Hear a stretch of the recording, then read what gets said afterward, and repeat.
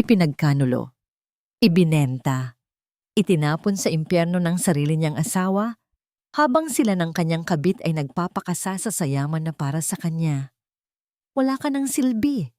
Bulong nito, tinuldukan ng kanilang pagsasama. Ngunit ang abo ay naging brilyante. Maghanda sila dahil ang babaeng kanilang siniraan ay babangon para bawiin ang lahat. Paano wawasakin ng isang baliw ang mga buo ang isip? Magsisimula na ang kwento. Yes, Samara, effective ang gamot. Unti-unti na siyang nawawala sa sarili. Malapit na. Mahal. Mapapasa atin na ang lahat. Ang boses na yon, pamilyar. Ngunit may talim na hindi niya kailanman narinig. Ito ang boses ng kanyang asawa, ang lalaking pinangakuan niya ng habambuhay. Ang boses na yon ang bumuo sa kanyang mundo. At sa isang iglap, ito rin ang walang awang dumurog dito. Nakatayo si Thea Marasigan sa labas ng study room. Ang kanyang mga daliri ay nanlalamig sa pagkakahawak sa isang tray na gawa sa mahogany. Sa ibabaw nito ay isang maliit na plato ng paboritong ensaymada ni Caspian at ang isang tasang porselana, ang mismong tasa na pinag-inuman niya kaninang hapon. Dinala niya ito upang hugasan, ngunit naisip niyang sorpresahin muna ang kanyang asawa. Isang munting alaala ng pagmamahal bago matapos ang araw. Ngunit ang sorpresa ay para sa kanya. Ang hangin sa kanyang baga ay tila ninakaw. Ang bawat salita ay tumusok sa kanyang dibdib na parang bubog, matalim at walang awa. Effective ang gamot. Nawawala sa sarili. Mapapasa atin na ang lahat. Ang buong araw ay mabilis na nag-replay sa kanyang isipan, hindi na bilang isang masayang alaala, kundi bilang mga eksena mula sa isang karumal-dumal na krimen. Kaninang hapon lamang, ang kanyang mundo ay perpekto pa.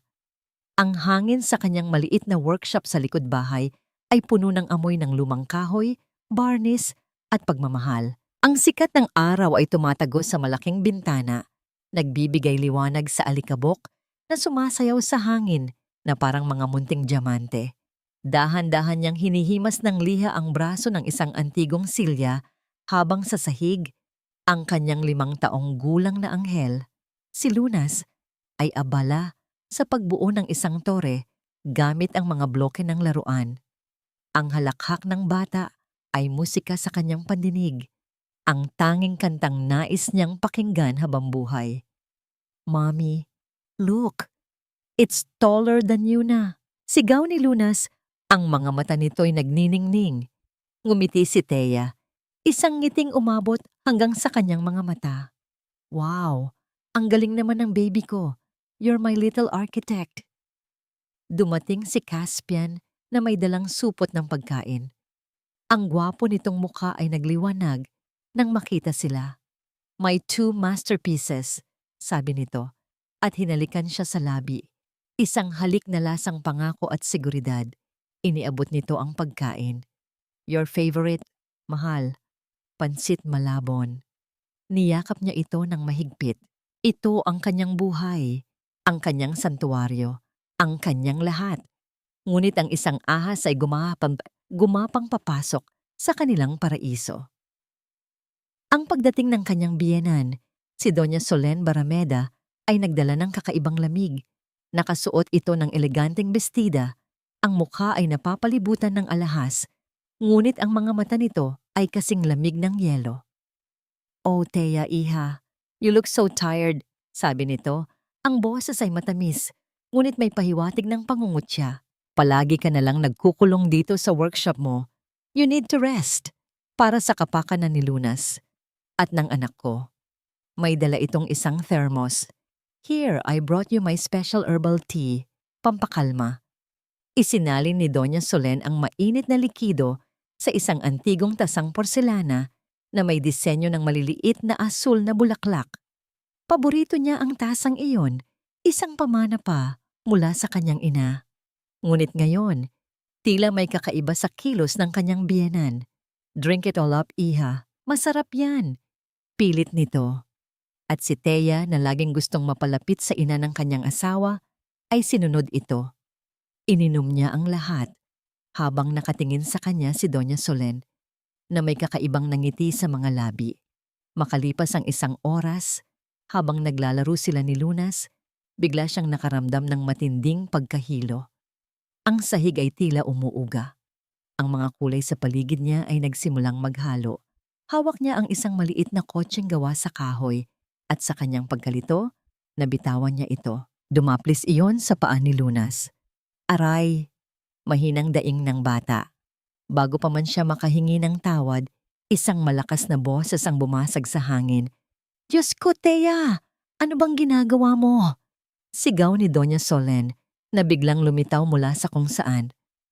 Muntik mo nang saktan ang sarili mong anak. You are being a reckless mother. Ang mga salita ay tumama sa kanya na parang mga sampal. Nataranta siya. Hindi maintindihan kung bakit nanghihina ang kanyang katawan at nalilito ang isip. Niyakap niya si Lunas. Sorry, baby. I'm so sorry. Hindi sinasadya ni Mommy. Si Caspian ang umawat sa kanila. Ma, please. Thea, are you okay? Niyakap siya nito ng mahigpit. Pagod ka lang, mahal. You're just tired. Ngunit habang nakasubsob ang mukha ni Thea sa dibdib nito, nakita niya sa gilid ng kanyang mata ang isang palihim na senyas. Isang bahagyang pagtango ni Caspian sa kanyang ina.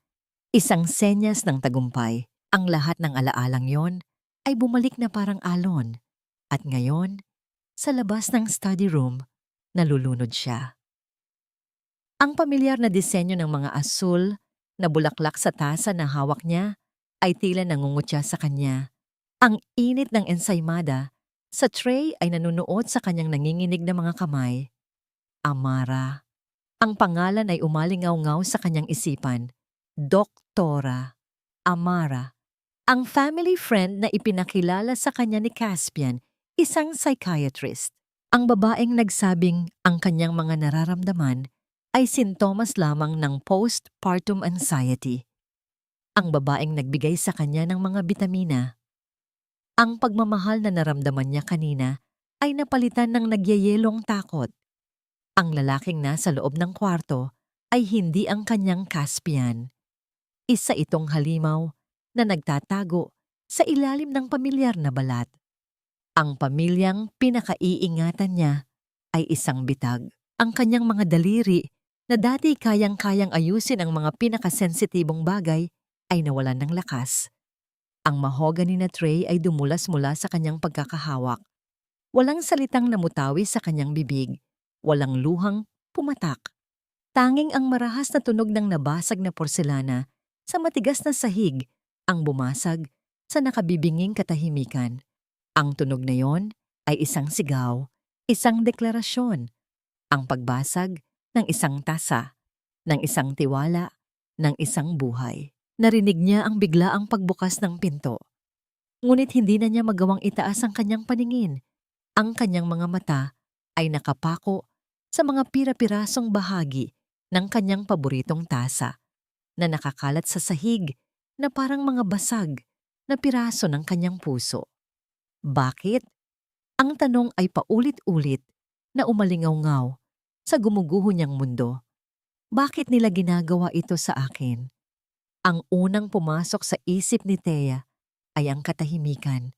Ang katahimikang sumunod sa marahas na pagbasag ng porselana. Pagkatapos ay ang mga yabag, nagmamadali, mabibigat.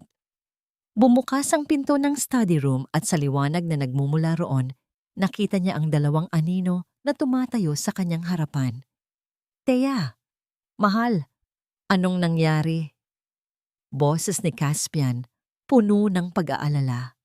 Isang pag-aalalang ngayon ay alam na niyang huwad. Diyos ko, Caspian, anak, tignan mo ang asawa mo. Sunod na sigaw ni Doña Solen, ang boses ay puno ng pagkukunwaring histerya. Lumuhod si Caspian sa tabi niya. Hinawakan nito ang kanyang mga balikat, ngunit ang dating pamilyar na init ng mga palad nito ay napalitan ng kakaibang lamig. Hey, look at me. Are you hurt? Bakit ka nakaupo lang dyan? Hindi makasagot si Thea. Ang kanyang mga mata ay nakapako pa rin sa mga basag na piraso ng tasa. Ang mga asul na bulaklak ay wasak na, parang mga pangakong sinira. Nais niyang sumigaw, isumbat ang lahat ng kanyang narinig. Ngunit ang kanyang lalamunan ay tila may bumara. Anong sasabihin niya? Na narinig niya ang pagtataksil nito? Sasabihin lang nitong nababaliw na siya, na nag-iimbento siya ng mga bagay-bagay. At iyon nga ang ginawa nila. Tinulungan siya ni Caspian na tumayo, habang si Doña Solen ay mabilis na kumuha ng walis at dustpan. Ang tunog ng walis na humahagod sa sahig para walisin ang mga bubog ay parang tunog ng pagbura sa katotohanang kanyang natuklasan. Kailangan na talaga nating ipatingin si Thea Caspian, maring sabi ni Doña Solen, sapat na malakas para marinig niya. This is getting worse. Paano na lang ang apo ko? Ma, stop it. Saway ni Caspian, ngunit walang bigat ang mga salita nito. Niyakap siya nito mula sa likod. Mahal, you're exhausted. Halika, ihatid na kita sa kwarto. You need to sleep. Nagpatiyanod na lamang si Thea. Ang kanyang katawan ay tila hindi na sa kanya. Habang paakyat sila ng hagdan, naramdaman niya ang mga mata ni Doña Solen na nakatitig sa kanyang likuran. Isang tinging mapanuri at puno ng tagumpay. Kinabukasan, ang bahay ay nababalot ng isang nakakabininging tensyon.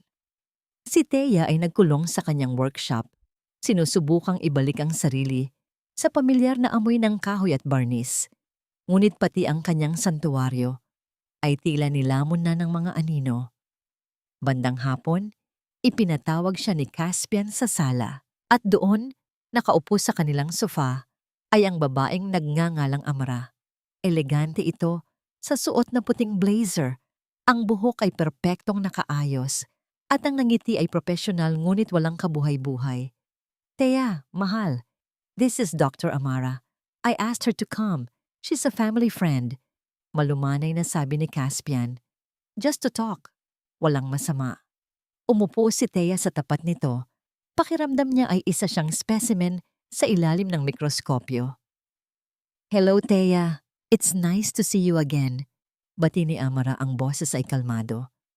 Caspian told me you've been under a lot of stress lately. Kailan mo pa nararamdaman itong pagkalito?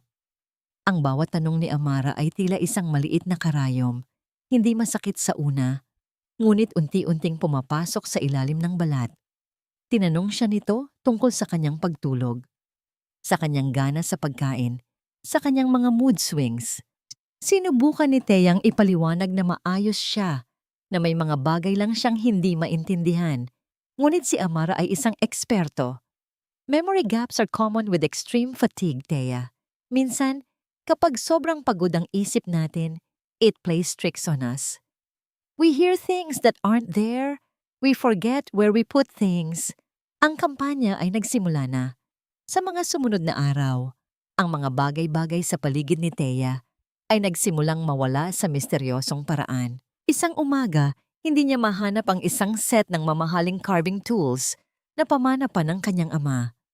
Sigurado siyang inilagay niya iyon sa pang-itaas na drawer ng kanyang mesa. Hinalughog niya ang buong workshop. Ang puso niya ay kumakabog sa panik. Mahal, anong hinahanap mo? Tanong ni Caspian na pumasok sa workshop. My tools! My father's tools! They're gone! Sagot niya malapit ng maiyak. Tumingin si Caspian sa paligid. At pagkatapos, ay binuksan ang isang cabinet sa kabilang dulo ng silid. Ito ba? Tanong nito, hawak-hawak ang set ng tools. Mahal, nandito lang pala. You're really not yourself lately. Nakakalimutan mo na ang mga bagay-bagay. Tinitigan ni Thea ang mga gamit. Pagkatapos ay ang asawa. Imposible. Hindi niya kailanman inilalagay ang mga iyon doon. Ngunit ang paraan ng pagtingin sa kanya ni Caspian, puno ng awa at pag-aalala, ay nagtanim ng isang nakalalasong binhi ng pagdududa sa kanyang isipan. Habang nag-iisa, sinubukan niyang ayusin ang isang maliit na music box na sira. Ang pagpihit sa maliliit na tornilyo, ang pag-aayos sa mga ngipin ng metal comb, ito ang mga bagay na kaya niyang kontrolin. Ito ang nagpapaalala sa kanya na meron pa siyang kakayahan, na hindi pa siya tuluyang nawawala. Ngunit habang ginagawa niya iyon, narinig niya ang boses ni Doña Solen mula sa pasilyo. May kausap sa telepono. Yes, i-liquidate mo na ang mga yon. Ilipat sa account na sinabi ko. Bilisan mo habang wala pa siyang ideya sa nangyayari. Ang pinakamasakit na dagok ay dumating mula sa taong pinakamamahal niya. Isang gabi, habang binabasahan niya ng kwento si Lunas, umakyat ito sa kanyang kandungan at niyakap siya. Mami! Bulong ng bata. Ang hininga ay mabango pa sa gatas. Lola said you're sick. Are you going away? Ang mga salita ay tumago sa puso ni Thea na parang punyal. Ang kanyang munting anghel, ang kanyang buhay ay nilalason na rin ng mga kasinungalingan. Pinilit niyang ngumiti kahit pakiramdam niya ay dinudurog ang kanyang puso. No baby, Mommy's not going anywhere. Mommy will always be here for you. Ngunit sa gabing iyon, sa hapagkainan, hindi na niya napigilan ang sarili. Sumabog siya. Anong mga sinasabi ninyo sa anak ko? Tanong niya. Ang boses ay nanginginig sa pinipigilang galit. Tumingin siya kay Caspian. Bakit mo hinahayaang gawin ito ng ina mo? Anong laro ito, Caspian? Hindi nagbago ang ekspresyon ni Caspian. Binitawan nito ang kubyertos at tinitigan siya. Hindi ng galit, kundi ng malalim na kalungkutan. Isang nakakaawang tingin. Mahal. Mahinahon nitong sabi, na lalong nagpasiklab sa kanyang galit. Naririnig mo na naman ba ang mga bagay-bagay? Walang sinasabing ganyan si Mama kay Lunas. Baka naman narinig mo lang sa isip mo. Thea, please. Nag-aalala na ako. Ginagawa ko to para sa'yo. Para sa pamilya natin. Baka kailangan mo na talagang magpatingin kay Amara ng seryoso. Ang lahat ng hangin ay tila nawala sa kanyang katawan. Tumingin siya kay Doña Solen na umiiling-iling na parang awang-awa sa kanya. Tumingin siya kay Caspian, ang kanyang mapagmahal na asawa. Silang dalawa laban sa kanya. Ang kanilang kalmadong paninindigan laban sa kanyang nagwawalang damdamin. Sino ang paniniwalaan ng mundo? Ang isang asawang histerikal o ang isang asawang puno ng pag-unawa at pag-aalala? Tumayo siya mula sa hapag, walang sinabi, at naglakad papunta sa banyo. Isinara niya ang pinto at sumandal dito. Ang kanyang mga tuhod ay nanghihina. Tumingin siya sa salamin, sa babaeng nakatingin pabalik sa kanya. Ang kanyang buhok ay bahagyang magulo. Ang kanyang mga mata ay may malalalim na bilog at puno ng takot at pagkalito. Hindi na niya makilala ang sarili. Ang kanilang mga salita, ang kanilang mga kilos, ang mga nawawalang bagay, ang mga tingin na puno ng awa. Lahat ay gumagapang sa kanyang isipan na parang mga anino, unti-unting tinatakpan ng liwanag. Nanginginig, itinaas niya ang isang kamay at hinawakan ang malamig na salamin, na parang hinahawakan ang sariling refleksyon. At sa katahimikan ng banyo, isang nakakatakot na tanong ang kumawala mula sa kaibuturan ng kanyang kaluluwa. Isang bulong na halos hindi niya marinig. Baliw na nga ba ako? Hindi siya baliw. Ang mga salitang yon ay naging isang mantra para kay Thea. Paulit-ulit niyang binubulong sa sarili sa loob ng kanyang workshop, sa gitna ng amoy ng lumang kahoy na nagbibigay sa kanya ng kahit kaunting lakas. Kailangan niyang patunayan ito, hindi para sa kanila, kundi para sa sarili niya, para kay Lunas. Isang umaga, habang nag-aayos ng mga lumang gamit, nakita niya ang isang maliit na voice recorder. Ito ang ginagamit niya noon para i-record ang kanyang mga ideya tungkol sa restoration. Maliit ito. Halos kasing laki lang ng isang kahon ng posporo. Isang ideya ang biglang pumasok sa kanyang isipan. Isang desperado, ngunit tanging paraan na naiisip niya. Isang sinag ng pag-asa. Kinagabihan, bago ang hapunan, palihim niyang itinago ang recorder sa ilalim ng isang palamuting halaman sa sala. Itinago niya ito sa likod ng isang makapal na paso kung saan walang sino man ang makakapansin. Ang kailangan lang niya ay isang patunay, isang pag-amin mula sa kanilang mga bibig. Ngunit ang mga mandaragit ay laging isang hakbang sa unahan. Sa hapunan, tila mas malambing si Caspian kaysa dati. Si Doña Solen naman ay hindi na gaanong masungit. Mayroon na namang tasa ng espesyal na tsa na nakahanda para sa kanya. Tumanggi siya noong una. "Ayoko na niyan, ma. Sumasama ang pakiramdam ko," mahinahon niyang sabi. Ngumiti si Caspian, isang ngiting mapang-akit. "Mahal, please, ginawa yan ni Mama para sa'yo, para makatulog ka ng mahimbing. Just this once, for me." Inabot nito ang tasa sa kanya. Ang mga mata ay nangungusap, at si Thea, sa isang huling pagkakataon, ay naniwala sa kislap ng mga matang iyon. Isang malaking pagkakamali. Ininom niya ang tsa, ngunit sa pagkakataong ito, mas mabilis ang epekto.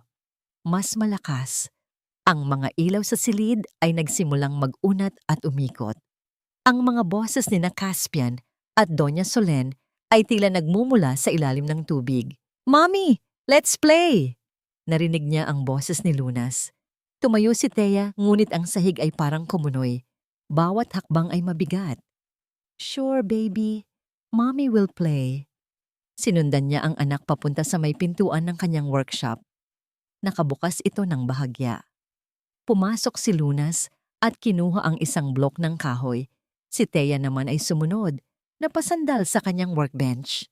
Ang paningin niya ay nanlalabo. Sa ibabaw ng mesa ay naroon ang isang maliit na restoration knife, isang instrumentong napakatalim na ginagamit niya para sa mga maselang detalye. Sa kanyang pagkalito, kinuha niya ito. Hindi niya alam kung bakit. Ang metal ay malamig sa kanyang nanginginig na palad. "Mommy, catch!" Sigaw ni Lunas at ibinato ang blok ng kahoy. Sa pag-iwas ni Thea, natapilok siya. Kasabay noon, nadulas din si Lunas sa isang piraso ng retasong kahoy sa sahig. Bumagsak ang bata sa harapan niya. Ang lahat ay nangyari sa isang iglap. At sa sandaling iyon, ang pintuan ng workshop ay bumukas ng malakas. "Thea, ano ang ginagawa mo?" Ang sigaw ni Caspian ay parang kulog. Kasunod nito ang nakatutulig na tili ni Doña Solen. "Diyos ko, sasaksakin niya ang sarili niyang anak." Nakatayo sila sa pintuan. Ang kanilang mga mukha ay pininta ng sindak at galit. Tumingin si Thea sa kanyang kamay. Hawak pa rin niya ang maliit na kutsilyo. Tumingin siya kay Lunas na nasa sahig at nagsisimula ng umiyak, hindi dahil nasaktan, kundi dahil sa takot sa sigawan. Hindi eh, pautal-utal niyang sabi. Binitawan niya ang, "Ibigay mo sa akin ang anak ko, Thea. Hindi ka naligtas para sa kanya." Ang mga salitang yon ni Caspian ay parang isang malakas na sampal na nagpabingi sa pandinig ni Thea. Nakatayo ang kanyang asawa sa gitna ng sala. Madilim ang muka at tila isang estranghero. Sa likuran nito, si Doña Solen ay nakakrus ang mga braso, ang mga mata ay nanunuri na parang isang buitreng naghihintay sa kanyang pagbagsak. Nanginginig ang mga kamay ni Thea habang hinihigpitan ng yakap sa 5 taong gulang na si Lunas. Ang bata ay tahimik na humihikbi. Ramdam ang tensyong bumabalot sa silid. Sa ilalim ng kanyang takot, may isang munting pag-asa sa loob ng dibdib ni Thea. Isang alas na itinago niya sa ilalim ng pasto ng halaman sa gilid ng sofa. Isang maliit na voice recorder. Doon, umaasa siyang nakuha niya ang pag-amin ni na Caspian at Doña Solen tungkol sa paglalagay ng gamot sa kanyang tsa. "Caspian, please, makinig ka sa akin." Pagsusumamo ni Thea, ang boses ay basag at puno ng pighati. May nangyayaring hindi tama sa bahay na ito. Ang tsaa na ibinibigay ni Mama, may kung anong lason doon. I can prove it. May ebidensya ako. Isang mapait na tawa ang kumawala sa mga labi ni Doña Solen. "Nakikita mo na, Caspian? Nag-iimbento na naman siya ng mga kwento. Pinagbibintangan niya ako, ang sarili mong ina, na nilalason ko siya? This is too much, Iha. You are really losing your mind. Baka pati ang anak mo, mapagkamalan mong kaaway. Mahal, let's just eat dinner first. Mag-uusap tayo ng mahinahon. Sabi ni Caspian, ang boses ay biglang lumambot. Isang pamilyar na taktika na laging nagpapabagsak sa depensa ni Thea. Sa hapagkainan, ang hangin ay mabigat at mapanglaw. Inihain muli ang tsa. Sa pagkakataong ito, si Caspian mismo ang nag-abot ng tasa sa kanya. Ang kanyang mga mata ay puno ng pekeng pagsinta. Drink it, Thea, para kumalma ka. Just this once, gawin mo ito para sa akin at para kay Lunas. Tumingin si Thea sa mga mata ng asawa. Gusto niyang maniwala sa huling pagkakataon. Ininom niya ang tsaa. Umaasang ito na ang huling beses na susunod siya sa kanila bago niya ilantad ang recorder. Ngunit sa loob ng ilang minuto, ang kanyang mundo ay nagsimulang gumuho ng mas mabilis kaysa sa inaasahan niya. Ang mga ilaw sa chandelier ay nagsimulang sumayaw at humaba. Ang mukha ni Lunas na nasa tapat niya ay tila nagiging dalawa. Mommy, are you okay? Narinig niyang tanong ng bata. Ngunit ang boses nito ay tila nagmumula sa isang mahabang lagusan sa ilalim ng lupa. Tumayo si Thea, ang kanyang mga hakbang ay hindi sigurado at parang lumulutang sa hangin. I need to go to the workshop, bulong niya. Pumasok siya sa kanyang silid-gawaan, ang tanging lugar kung saan pakiramdam niya ay hawak niya ang kanyang katinuan. Kinuha niya ang isang maliit na restoration knife, isang matalim na instrumentong ginagamit niya sa pag-aayos ng mga antigong gamit. Sa kanyang nagugulang isip, ang lamig ng metal ang tanging bagay na tunay. Mommy, play with me. Biglang pumasok si Luna sa workshop. May dalang mga blok ng kahoy. Sa paningin ni Thea, ang mga anino sa sulok ng silid ay nagsimulang gumalaw na parang mga halimaw. Ang bawat tunog ng pagbagsak ng kahoy ay nagiging mas malakas at nakakatulig sa kanyang pandinig. Sa isang pagkakataon, natisod siya sa isang piraso ng kahoy. Sa kanyang pagbagsak, nakita niyang nadulas din si Lunas at tumama ang tuhod sa sahig, dahilan para umiyak ang bata. Kasabay noon, ang pintuan ng workshop ay bumukas ng marahas. Ang malakas na tunog ng pagtama ng pinto sa pader ay umalingaw-ngaw sa buong silid. Diyos ko! Thea, ano ang ginagawa mo sa kutsilyong yan sa harap ng anak mo? Tili ni Doña Solen na tila kanina pa naghihintay sa labas. Nakatayo doon si Caspian, kasunod ang kanyang ina. Ang paningin ni Thea ay nakapako sa kutsilyong hawak pa rin niya. Ang talim nito ay kumikinang sa ilalim ng ilaw. Sa mata ng sinumang nakatingin, mukha siyang isang inang nawalan na ng katinuan at handang manakit ng sariling dugo at laman. Hindi niyo naiintindihan. Nakikipaglaro lang ako. Nadulas lang kami. Pautal-utal na, sabi ni Thea. Ngunit ang bawat salita niya ay lunod na sa mga luhang hindi na niya mapigilan. Ang lason sa kanyang ugat ay tuluyan ng pinalabo ang kanyang kakayahang magpaliwanag. Tama na, Thea. Sapat na ang nakita namin. Sigaw ni Caspian. Mabilis nitong binuhat si Lunas na humahagulgol at ibinigay sa kanyang ina. Ilayo mo siya rito, ma. Tawagan mo ang ambulansya at si doktor. Amara. Ngayon din. Caspian, ang recorder. Tignan mo sa sala. Nakarecord ang lahat ng sinabi niyo. Sigaw ni Thea habang pilit siyang itinatayo ni Caspian mula sa sahig. Ang kanyang mga paa ay parang gawa sa putik. Bumalik sila sa sala sa gitna ng kaguluhan. Hawak ni Caspian ang maliit na recorder na itinago ni Thea. Sa isang sandali, umasa si Thea na ito na ang kanyang kaligtasan, ang katotohanang magpapalaya sa kanya. Ngunit sa harap ng kanyang mga nanlalabing mata, dahan-dahang binitiwan ni Caspian ang recorder sa sahig. Kasunod nito ang isang malakas at malutong na tunog ng plastik na nadudurog sa ilalim ng mabigat na sapatos ni Caspian. Pinapanood ni Thea ang bawat piraso ng kanyang pag-asa na nagkakapira-piraso, kasabay ng huling hibla ng kanyang tiwala. Anong recorder, Thea? Wala akong nakitang recorder. Sabi ni Caspian, ang boses ay walang anumang emosyon, kasing lamig ng isang bangkay. Ang nakikita ko lang ay isang babaeng tinangkang saktan, ang kanyang anak, dahil sa kanyang mga ilusyon. Dumating ang ambulansya.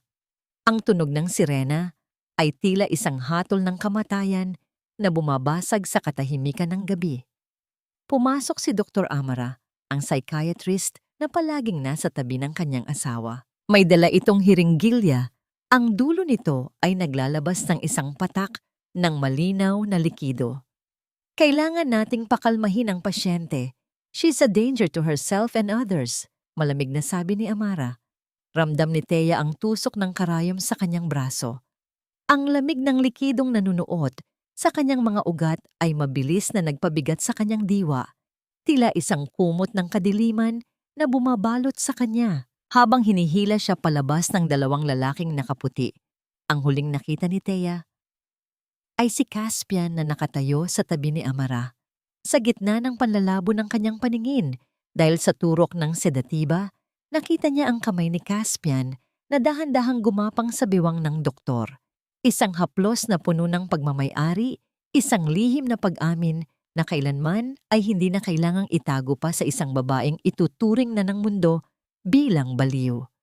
Caspian, ang huling bulong ni Thea, ngunit walang tunog na lumabas sa kanyang mga labi. Ang bawat hakbang papalayo sa pintuan ng kanilang tahanan ay tila pagpunit sa kanyang kaluluwa. Ang malamig na hangin ng gabi ay humahalik sa kanyang basang pisngi, habang ang nakakabinging ingingay ng sirena ng ambulansya ay tila isang malupit na awit ng pamamaalam. Sa loob ng sasakyan, pilit siyang isinakay sa isang stretcher. Ramdam niya ang magaspang na tela ng tali na pilit na iginagapos ang kanyang mga braso at binti. "Mami, Mami, huwag niyo pong kunin si Mami." Ang boses ni Lunas mula sa itaas na palapag ay tila isang punyal na paulit-ulit na tumatama sa puso ni Thea. Gusto niyang bumalik. Gusto niyang sumigaw na ang lahat ng ito ay isang masamang panaginip, na siya pa rin ang inang nagpapatulog dito sa gabi. Ngunit ang kanyang katawan ay tila naging isang mabigat na troso. Ang mga gamot ni Amara ay tuluyan ng nilalamon ang kanyang malay. Ang huling nakita niya bago isara ang pinto ng ambulansya ay ang anino ng kanyang asawa, ang lalaking binuo ang kanyang buhay, na ngayon ay siya ring tumapos nito. Ang marahas na pagtiklop ng pinto ng ambulansya ang huling tunog na narinig niya bago siya tuluyang lamunin ng kadiliman. Sa loob ng madilim na sasakyang yon, habang mabilis itong bumabagtas sa kalsada, papalayo sa lahat ng mahal niya. Isang huling pait na kaisipan ang dumaloy sa isip ni Thea. Ito na ba ang katapusan? Ito na ba ang huling kabanata ng isang buhay na inilaan niya sa pag-ibig? Ang mabulok sa isang silid na walang bintana habang ang iba ay nagpapakasasa sa kanyang pagkawala. Sa gitna ng kawalan ng malay, ang tanging natitirang bahagi ng kanyang pagkatao ay ang nag-aalab na apoy ng isang inang inalisan ng lahat. Isang apoy na kahit ang pinakamalakas na gamot ay hindi kayang patayin. Habang ang mundo ay naglalaho, ang huling pangakong nabuo sa kanyang gumuguho na isip ay hindi para sa kanyang sarili, kundi para sa batang naiwan sa kamay ng mga halimaw. Hindi pa tapos ang lahat. Wala nang bintana ang silid na ito. Wala nang sikat ng araw, tanging ang malamig na puting liwanag ng bumbilya na walang pinipiling oras. Idinilat ni Thea ang kanyang mga mata, ngunit ang lahat ay nananatiling malabo. Ang amoy ng chloroform at matapang na disinfektante ay humahalik sa kanyang ilong. Isang amoy na sumisimbolo sa kawalan ng laya. Sinubukan niyang itaas ang kanyang kamay upang haplusin ang sumasakit na ulo. Ngunit naramdaman niya ang matigas na balat ng mga strap na nakagapos sa kanyang mga pulso at bukong-bukong. Nakagapos siya sa isang kama na kasing tigas ng semento. Ang bawat pintig ng kanyang puso ay tila isang martilyo na tumatama sa kanyang sentido. Naalala niya ang lahat, ang boses ni Lunas, ang malamig na mata ni Caspian, ang tusok ng karayom. Ang bawat alaala ay isang hiwa sa kanyang kaluluwa, mas masakit kaysa sa anumang sugat sa katawan. Isang matalim na tunog ng pagpihit ng trangka ng pinto ang bumasag sa katahimikan. Hindi gumalaw si Thea. Pinanatili niyang pikit ang kanyang mga mata. Hinahayaang ang dilim ang maging proteksyon niya. Narinig niya ang marahang yabag ng mga sapatos na gawa sa mamahaling balat at ang pamilyar na halimuyak ng pabango na dati niyang gustong-gusto, ang amoy ni Caspian. Kasunod nito ang mahinang tunog ng takong ni Amara. Poor Thea. Ang boses ni Amara ay puno ng mapanguyam na habag. She looks so peaceful when she's drugged out like this. Naramdaman ni Thea ang isang daliri na humahaplos sa kanyang pisngi, isang haplos na nagpadala ng kilabot sa kanyang buong pagkatao. Don't be too dramatic, Amara. Sagot ni Caspian. Ang boses nito ay wala ng bahid ng pagpapanggap. Ang mahalaga, pirmi na siya rito. The court has already declared her mentally unfit. Legal na ang lahat. At ang mga dokumento? Tanong ni Amara. Narinig ni Thea ang kaluskos ng mga papel. Handa na. Ginamit ko ang forged signatures niya sa mga loan applications at sa transfer of properties. If the auditors ask, we have a perfect scapegoat. Isang asawang nawala sa sarili at nilustay ang pera ng kumpanya bago tuluyang mabaliw. Sino ang maniniwala sa isang pasyente ng mental hospital laban sa akin? Isang mahinang tawa ang kumawala sa mga labi ni Amara. You're a genius, Caspian. And Solen? Is she happy with the shares? My mother is beyond happy. Nakuha na niya ang yaman na matagal na niyang pinag-iimbutan mula sa mana ni Thea. Ngayon, wala nang Barameda ang maghihirap. At si Lunas, palalakihin siya ni Mama sa paraang gusto namin. He will forget he ever had a mother like her. Ang huling pangungusap ni Caspian ay tila isang kidlat na tumama sa gitna ng puso ni Thea. Gusto niyang sumigaw, gusto niyang lundagin ang lalaking ito at sakalin hanggang sa mawalan ng hininga. Ngunit nanatili siyang estatwa. Ang kanyang galit ay hindi na isang naglalagablab na apoy, kundi isang nagyeyelong determinasyon. Ang bawat salitang binitawan ni Caspian ay naging pako na nagbaon sa kanyang dating pagkatao. Ang Theyang mahiyaing artesano ay namatay na sa silid na yon. Ang natitira na lamang ay isang inang ninakawan ng lahat. Naramdaman niya ang muling pag-alis ng dalawa. Ang pagbukas at pagsara ng pinto ay tila isang pinal na hatol. Sa muling pag-iisa ni Thea sa madilim na silid, idinilat niya ang kanyang mga mata.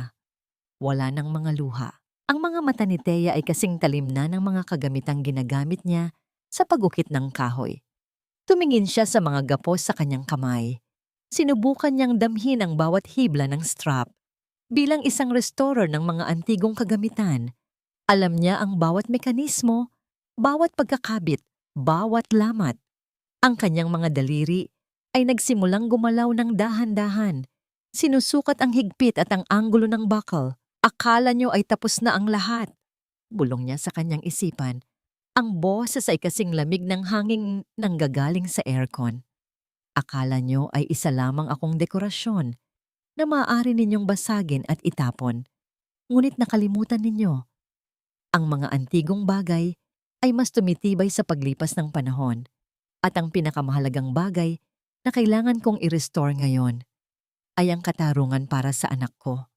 Niyakap ni Thea ang kadiliman, hindi bilang isang kaaway, kundi bilang isang kaalyado. Sa gitna ng impyernong ito, natagpuan niya ang tanging bagay na hindi nila nagawang nakawin sa kanya, ang kanyang isip.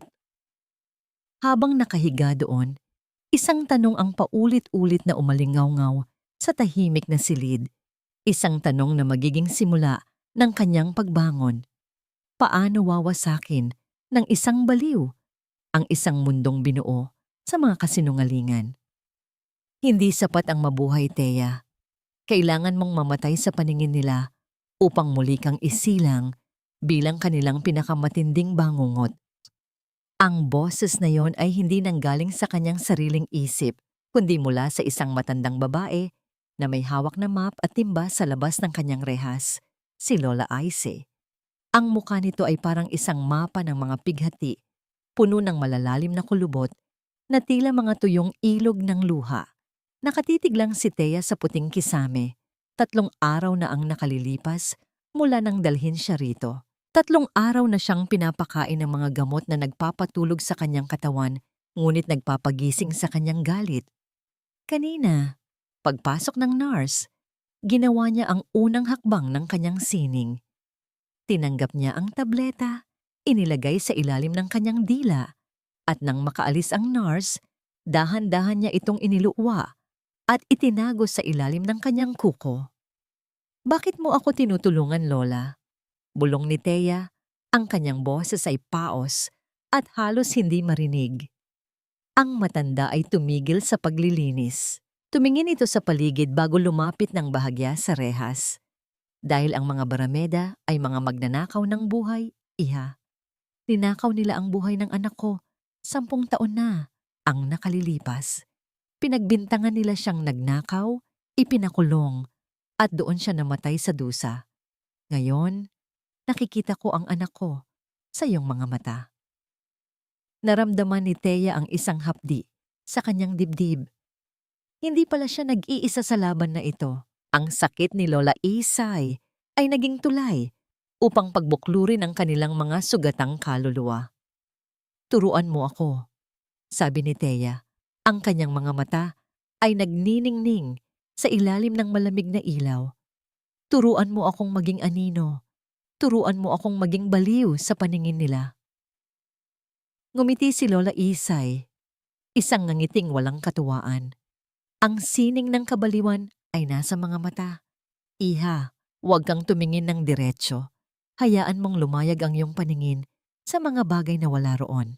Tumawa ka kapag dapat kang umiyak at tumahimik ka kapag dapat kang sumigaw. Ang pinakamabisang sandata ay ang pagiging hindi mahalaga sa kanilang paningin. Kapag inakala nilang wala ka ng isip, doon sila magsisimulang maging pabaya." Sinunod ni Thea ang bawat turo ng matanda.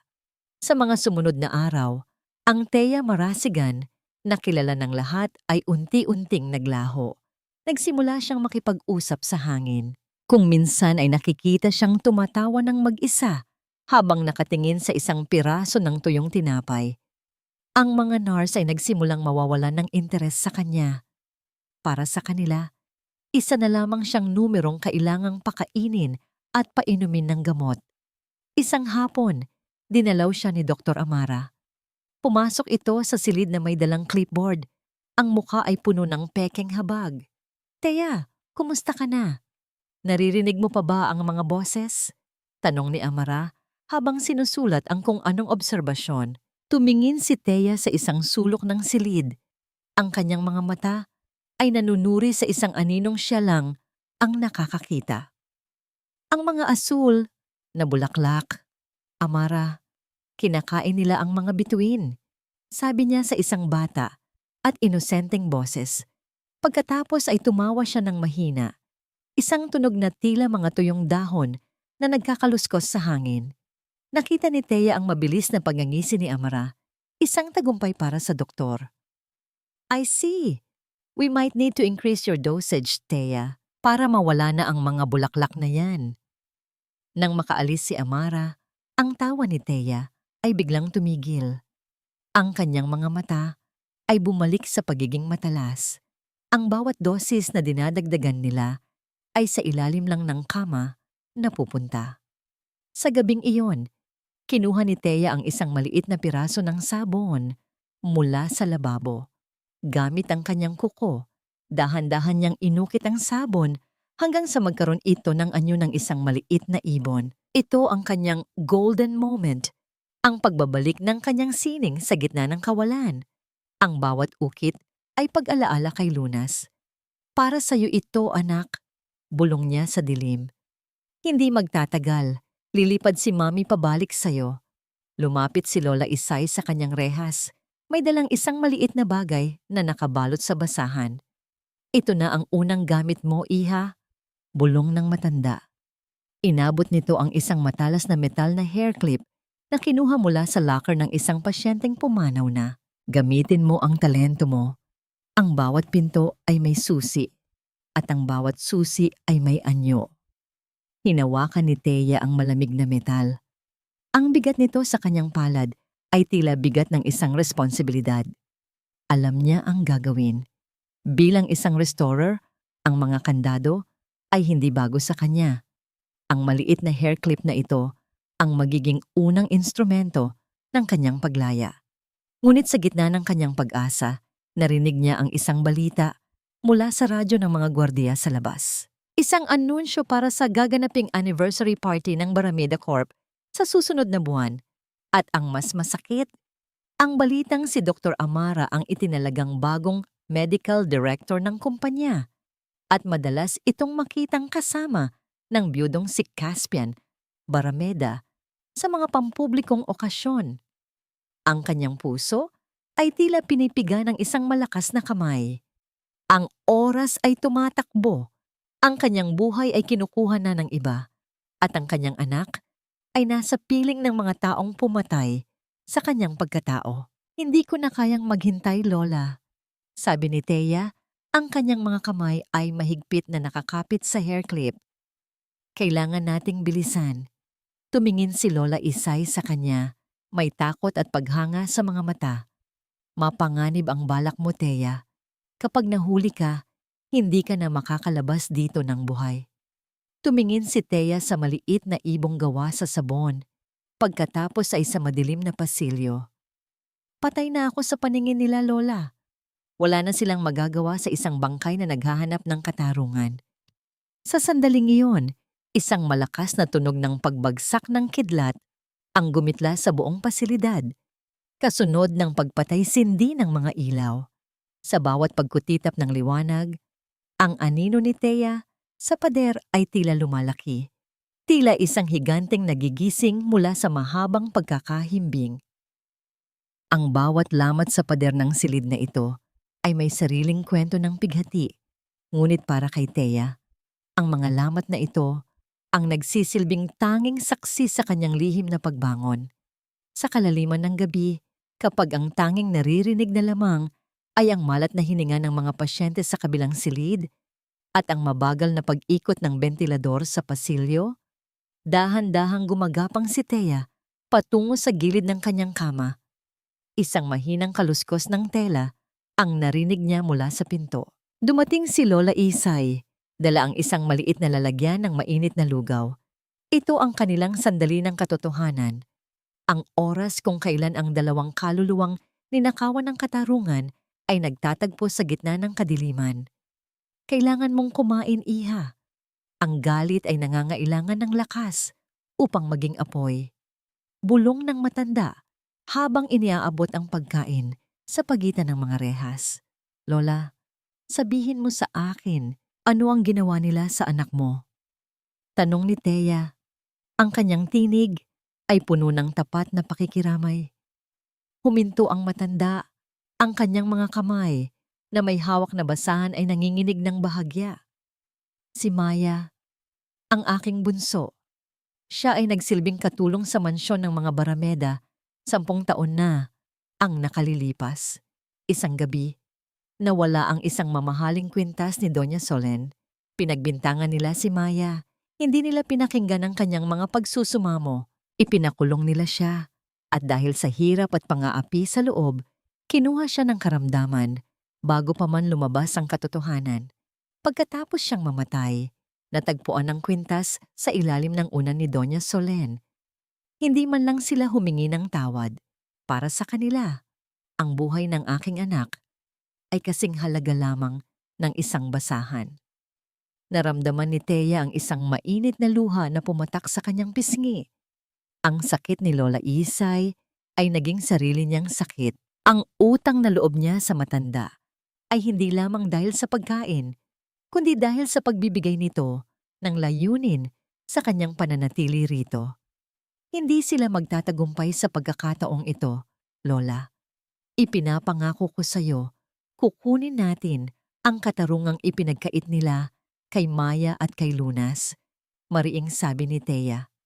Bilang pasasalamat, kinuha ni Thea ang isang maliit at putol na rosaryo na nakita ni Lola Isay sa basurahan ng ospital gamit ang kanyang mga daliri na may likas na sining. Dahan-dahan niyang pinagdugtong ang mga butil gamit ang manipis na hibla ng sinulid mula sa kanyang kumot. Ito ang kanyang golden moment, ang pagbabalik ng dangal sa isang bagay na itinapon na ng mundo, parang ang pagbabalik ng dangal sa kanilang mga sarili. "Salamat, Iha," sabi ni Lola Isay, habang hinahaplos ang inayos na rosaryo. "Ngunit kailangan nating kumilos. Bukas, darating si Dr. Amara para sa iyong lingguhang pagsusuri. Kailangan mong makuha ang vial ng gamot na itinuturok nila sa'yo. Iyon ang magiging matibay na ebidensya na nilalason ka nila." Kinabukasan, ang hangin ay mabigat sa kaba. Pumasok si Dr. Amara sa silid, kasama ang isang nurse na may dalang tray ng mga gamot. Nakaupo si Thea sa gilid ng kama.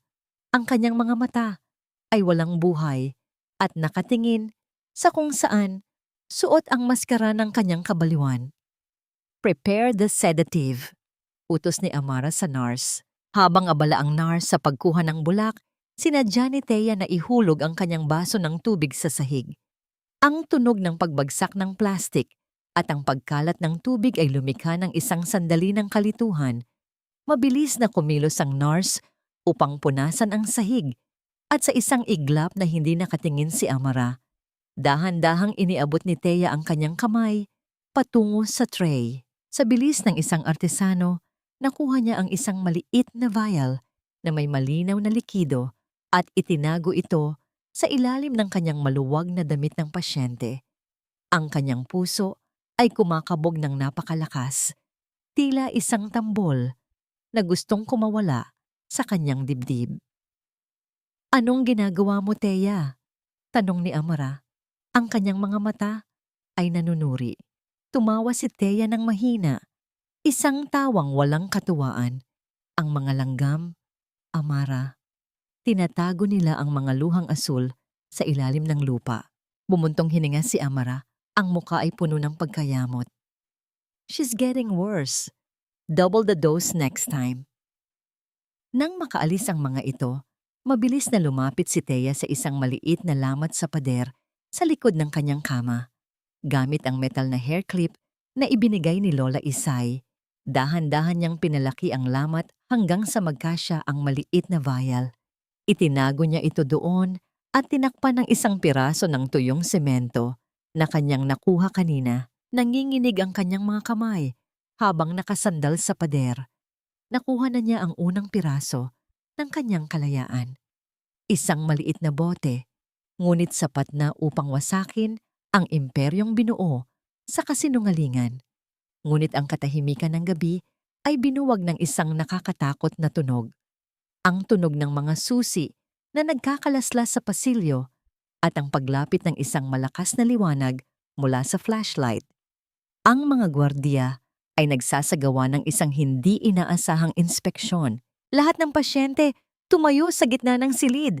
Magkakaroon ng search. Sigaw ng isang baritonong boses mula sa labas. Nanlamig ang buong pagkatao ni Thea. Ang kanyang paningin ay nakapako sa lamat sa pader, nakakasemento pa lamang. Kung susuriin nilang mabuti ang pader, tapos na ang lahat. Ang kanyang munting tagumpay ay magiging mitya ng kanyang tuluyang pagkagapi. Buksan ang lahat kwa locker, walang itatago sa inspeksyong ito. Ang boses kwa gwardiya ay umalingaw sa pasilyo. Kasunod ng sunod-sunod na tunog kwa mga susing nagkakalaslas. Sa loob kwa kanyang silid, naramdaman ni Thea ang bawat butil ng pawis na gumagapang sa kanyang likuran. Nakatayo siya sa gitna kwa semento. Ang kanyang mga mata ay nananatiling blangko. Ngunit ang kanyang puso ay tila isang ibong nagpupumiglas sa loob kwa hawla. Pumasok ang dalawang gwardiya. Ang isa ay nagsimulang baligtarin ang kanyang manipis na kutsyon, habang ang isa naman ay tinitigan siya ng may pagdududa. Lumapit ito sa pader, sa mismong lamat kung saan itinago ni Thea ang vial ng gamot. "Ano ang tinitignan mo, baliw?" tanong ng gwardiya. Ang flashlight nito ay tumama sa lamat na tinakpan ni Thea ng tuyong semento. Tumawa si Thea, isang mahaba ba nakakangilong tawa na tila galing sa ilalim kwa lupa. Ang mga bituin, kinain ng mga anino sa pader. Gusto mo bang makita? Doon sila nakatira. Sa likod ko ay yung mga mata. Biglang damba ni Thea patungo sa gwardiya. Ang kanyang mga daliri ay tila mga kuko o agila na pilit na inaabot ang mukha nito. Sa gulat ko lalaki, napaatras ito, ba aksidenteng nabitawan ng flashlight. Umalis ka sa harapan ko, buwisit! Sigaw ko gwardiya habang tinutulak si Thea pabalik sa kama. Wala rito ang hinahanap natin. Puro lang dumi, baka baliwan ang silid na ito. Tara na. Minang marinig ni Thea ang pagsasara kwa pinto. Ba ang unti-unting paglayo ko mga yabag, doon lamang siya nakahinga ng maluwag. Ang kanyang munting sining kwa pagpapanggap ay nagligtas sa kanya sa pagkakataong ito. Ngunit alam niya, hindi siya maaaring manatili rito habang buhay. Samantala, sa isang opisina sa Makati, ang usok siwa mainit na kape ay humahalo sa amoy kwa mga lumang dokumento. Si Attorney De Leon, isang lalaking ang buhok ay kasing puti na kuha papel na kanyang binabasa, ay nakaupo sa harap kwa kanyang mesa. Ang kanyang mga mata na marami nang nakitang kasinungalingan sa loob kwa hukuman ay nakapako sa isang opisyal na abiso to bangko. Hindi ito maaari. Bulong niya sa katahimikan kwa silid. Ang trust fund ni Lunas, ang pondong itinatag kwa kanyang matalik na kaibigan para sa apo nito, ay biglang na-activate. Ayon sa kasunduan, mangyayari lamang ito kung ang tagapangalaga ng pondo, si Thea Marasigan, ay mapatunayang walang kakayahang gumawa ng legal na desisyon o mentally incompetent. Binuksan ni De Leon ang isang folder na naglalaman o mga ulat taichin ko Tapduan Barameda. Bilang matapat na abogado ko ama ni Thea, alam niya ang bawat sulok ko yaman ko pamilya. Nakita niya ang sunod-sunod na paglipat ko pera. Ang mga pirma ni Thea sa mga loan applications na ang halaga ay umaabot ng milyon-milyong dolyar. Thea, anong nangyayari sa'yo, iha? Anya habang hinahaplos ang isang lumang larawan nila, kuwa ama ni Thea. Sa larawan, makikita ang isang batang Thea na masayang nakangiti habang hawak ang isang maliit na selyong kahoy. Hindi ka ang uri kwa babaeng mawawala sa sarili dahil sa pera. May masamang nangyayari sa pamilyang Barameda. Isang golden moment ang dumaan sa kanyang isip. Naalala niya noong huling pagkikita nila ni Thea bago ito ikasal kay Caspian. Sinabihan niya ito, Thea, ang puso ay parang antigong florera. Minsan, ang mga lamat ay hindi nakikita sa labas, kundi sa loob. At ang sagot ni Thea ay isang matamis na ngiti. Punong-puno kwa tiwala.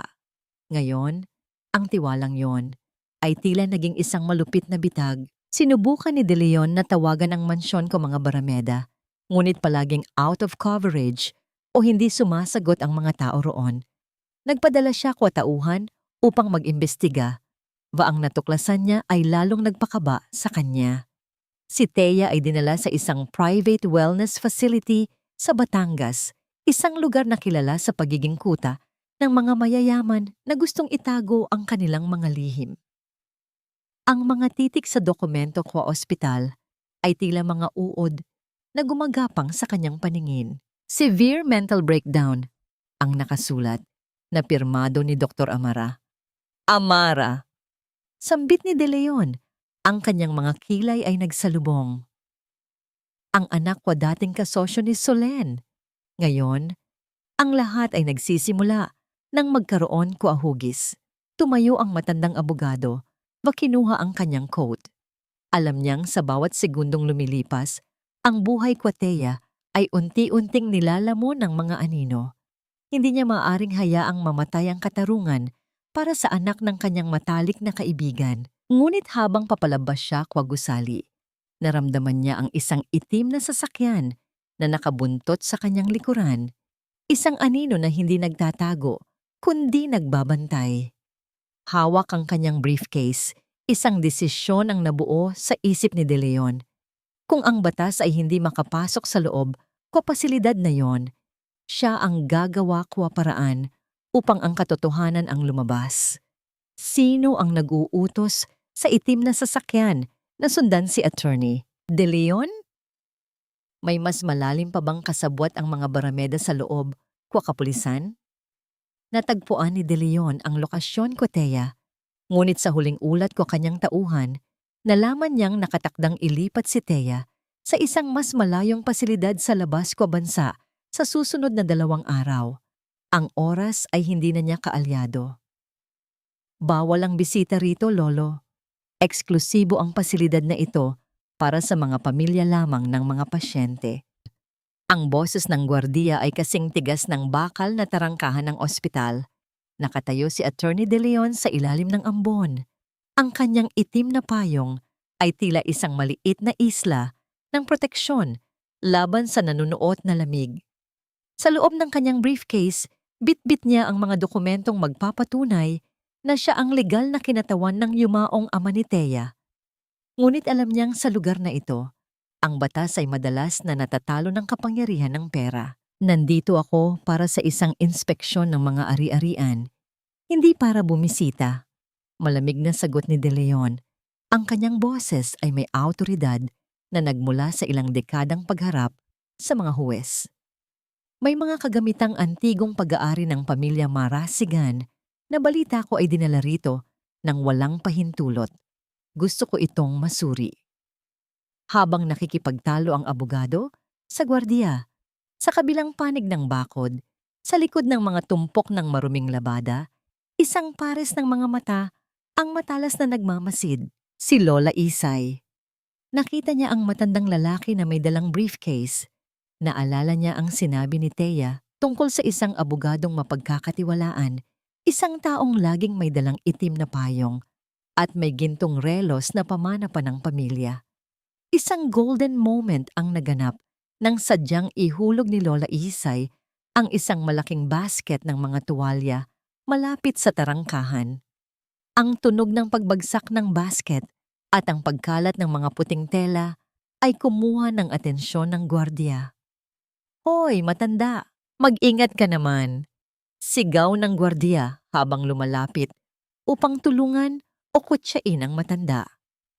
Sa sandaling iyon, nagtagpo ang mga mata ni De Leon at Lola Isay. Walang salitang namutawi, ngunit ang pagtango ng matanda ay sapat na mensahe. Dahan-dahang lumapit si De Leon sa rehas, ang kanyang kamay ay dumaan sa pagitan ng mga bakal na tila ba inaayos lang ang kanyang payong. Isang maliit na piraso ng papel ang mabilis na nailipat mula sa palad ng abogado patungo sa lukot na kamay ng labandera. "Sabihin mo sa kanya, hindi siya mag-iisa," bulong ni De Leon bago siya tumalikod at naglakad pabalik sa kanyang sasakyan. Nang gabing iyon, sa loob ng kanyang madilim na silid, naramdaman ni Teya ang pagbukas ng maliit na butas sa pinto kung saan ipinapasok ang pagkain. Ngunit sa halip na tray, isang maliit na bulita ng papel ang gumulong sa sahig. Mabilis niya itong kinuha at binasa sa ilalim ng manipis na sinag ng buwan. "Teya, iha, nandito na ako. Huwag kang mawawalan ng pag-asa. Ipadala mo ang ebidensya sa pamamagitan ng taong nagbigay nito sa'yo. Mag-ingat ka." Attorney De Leon. Ang mga luhang matagal nang ipinagkait ni Teya sa kanyang sarili ay dahan-dahang pumatak sa papel. Ang pag-asang akala niya ay tuluyan nang namatay ay muling nag-alab. Kinuha niya ang vial mula sa lamat ng pader, ang maliit na bote na naglalaman ng katotohanan.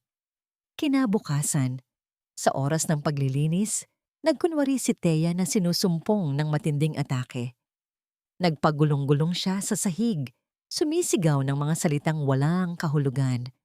Sa gitna ng kaguluhan, nang lumapit si Lola Isay upang tulungan siyang pakalmahin, mabilis na nailipat ni Teya ang vial sa loob ng bulsa ng apron ng matanda. "Ingatan mo ito, Lola," bulong ni Teya sa gitna ng kanyang pagkukunwari. "Sa buhay ko, iha," sagot ni Lola Isay bago siya mabilis na lumayo. Ang huling bahagi ng plano ay ang pinakamapanganib. Kailangang mailabas ni Lola Isay ang vial ng hindi nahuhuli sa routine inspection ng mga gamit ng mga empleyado sa gate. Habang naglalakad palabas, naramdaman ni Lola Isay ang bigat ng vial sa kanyang bulsa. Ang kanyang puso ay tumitibok ng napakalakas.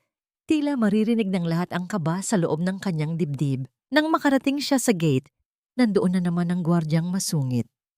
Buksan ang bulsa, Isay. Utos nito. Isang matalim na tingin ang ibinigay ng matanda. Ano nang hahanapin mo rito? Mga tira-tirang sabon? O baka gusto mong pati ang aking mga lumang buto ay suriin mo rin? Sa hindi kalayuan, narinig ang malakas na tunog ng isang busina ng sasakyan. Isang itim na Mercedes-Benz ang huminto sa harap ng gate. Bumukas ang bintana at lumitaw ang mukha ni Attorney De Leon. Officer, maari bang pakicheck ang aking permit muli? May nakalimutan akong itanong. Tawag ng abogado, sadyang ginagamit ang kanyang awtoridad upang guluhin ang atensyon ng gwardiya.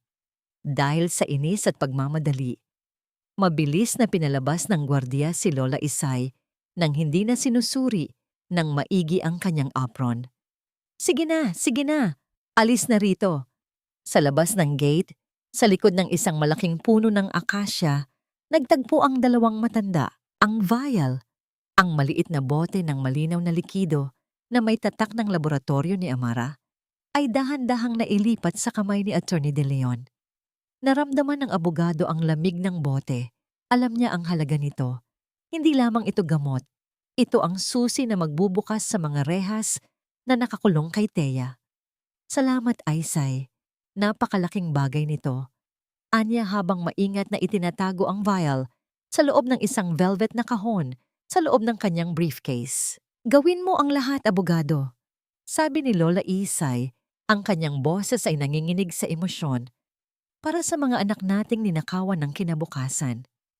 Habang pinapanood ni Lola Isay ang pag-alis ng sasakyan ni Attorney De Leon, naramdaman niya ang isang kakaibang ginhawa. Ngunit ang ginhawang iyon ay panandalian lamang. Sa di kalayuan, nakita niya ang isang itim na SUV na may madidilim na bintana na dahan-dahang sumunod sa sasakyan ng abogado. Ang panganib ay hindi pa natatapos. Nagsisimula pa lamang ang totoong laban. Sino ang nasa loob ng itim na SUV? At sapat na ba ang isang vial ng gamot upang mapabagsak ang isang imperyong tulad ng mga Barameda? Habang nagmamaneho si Attorney De Leon patungo sa laboratorio upang ipasuri ang vial, isang mabilis na pag-overtake ang ginawa ng itim na SUV, pilit siyang iginigit-git palabas ng kalsada. Ang katotohanan ay nasa panganib na muling mabaon sa ilalim ng nawasak na sasakyan. Hindi na sapat ang maghintay. Ang bawat minutong lumilipas ay isang pako sa krus ko aking pag-asa. Sa labas ko bintana ko pasilidad, ang langit ay tila nakikiramay sa pighati ni Thea. Ang malakas na bugso ko hangin ay humahampas sa mga puno, kuwa akasya. Lumilikha ko tunog na parang mga kaluluwang humihingi ko sa klolo. Sa loob ko silid, nakaupo si Thea sa gilid ko kama. Ang kanyang mga kamay ay mahigpit na nakakapit sa maliit na ibong gawa sa sabon. Isang matalim na tunog, kuwa pagpihit ko kandado. Ang narinig niya, pumasok si Lola Isay. Ang kanyang muka ay kasing puti kwa bond paper, ba ang kanyang mga mata ay puno kwa takot. Iha, kailangan na nating kumilos. Bulong kwa matanda. Ang kanyang boses ay nanginginig sa ilalim, kwa dagundong kwa kulog. Nakausap ko ang tauhan ni Attorney De Leon. Naaksidente ang kanyang sasakyan dahil sa paghabol kwa itim na SUV. Ngunit ligtas ang abogado. Ang vial ay nasa kamay na ng mga eksperto. Ngunit may masamang balita. Narinig ko sa opisina ni Doktor, Amara, na ililipat ka na nila sa Mindanao bukas ng madaling araw. Doon, wala nang makakahanap sa'yo. Naramdaman ni Thea ang isang kuryente kiwa takot na dumaloy sa kanyang buong katawan, ngunit mabilis itong napalitan ng adrenaline. Ngayong gabi na, Lola. Ngayong gabi ako lalabas dito. Ang plano ay mapanganib. Sa oras ko pagpapalit ko shift ko mga gwardiya, kapag ang ulan ay nasa pinakamalakas nitong bugso, Dadaan si Thea sa likod ko kusina, kung saan ang basura ay inilalabas. Si Lola Isay ang magsisilbing distraction. Isang golden moment ang naganap bago lumisan si Thea. Iniabot niya ang maliit na ibong sabon kay Lola Isay. Lola, itago mo ito. Tanda ito ko aking pangako. Babalik ako para sa katarungan ni Maya. Hinawakan ng matanda ang munting ukit. Ang kanyang mga mata ay napuno kwa luha. Sige na, iha. Lumipad ka na. Dahan-dahang gumapang si Thea sa madidilim na pasilyo. Ang bawat tunog kuwa kanyang paghinga ay tila napakalakas sa katahimikan siya ospital. Nang makarating siya sa kusina, naramdaman niya ang amoy kwapanis na pagkain ba matapang na disinfektante. Nakita niya ang malaking pinto kwa loading dock na bahagyang nakabukas. Ngunit bago siya makalapit, narinig niya ang tunog ko ang mabibigat na sapatos sa semento. Isang gwardiya ang naglalakad patungo sa kanyang kinalalagyan. Ang flashlight nito ay sumasayaw sa mga pader. Mabilis na nagtago si Thea sa likod o isang malaking drum ko basura. Ang kanyang puso ay tumitibok ng napakalakas. Tila maririnig kwa gwardiya ang kaba sa kanyang dibdib. Naramdaman niya ang isang malaking daga na dumaan sa kanyang paa, ngunit hindi siya gumalaw. Pinanatili niya ang kanyang hininga hanggang sa sumakit ang kanyang dibdib. Sa labas, isang malakas na tunog pagbagsak kuwa isang tray ko mga plato ang narinig mula sa kabilang dulo kuwa kusina. Si Lola Isay. Sino yan? Sigaw kwa gwardiya habang tumatakbo patungo sa ingay. Ito na ang pagkakataon ni Thea. Buong lakas siyang tumakbo patungo sa loading dock. Ang malamig na patak kwa ulan ay agad na humalik sa kanyang mukha. Isang haplos ng kalayaang matagal nang ipinagkait. Tumakbo siya sa putikan. Hindi inirinda ang matatalim na bato na sumusugat sa kanyang mga paa. Narating niya ang perimeter fence. Ang bakal ay malamig, madulas. Gamit ang lahat ko kanyang natitirang lakas, dahan-dahan siyang umakyat. Ang matatalim na kawad sa itaas ay bumaon sa kanyang mga palad. Ngunit ang sakit ng katawan ay wala kumpara sa sakit ng kanyang puso. Nang makatalon siya sa kabilang panig, bumagsak siya sa basang damuhan. Hirap siyang tumayo. Ang kanyang buong katawan ay nanginginig sa ginawva pagod.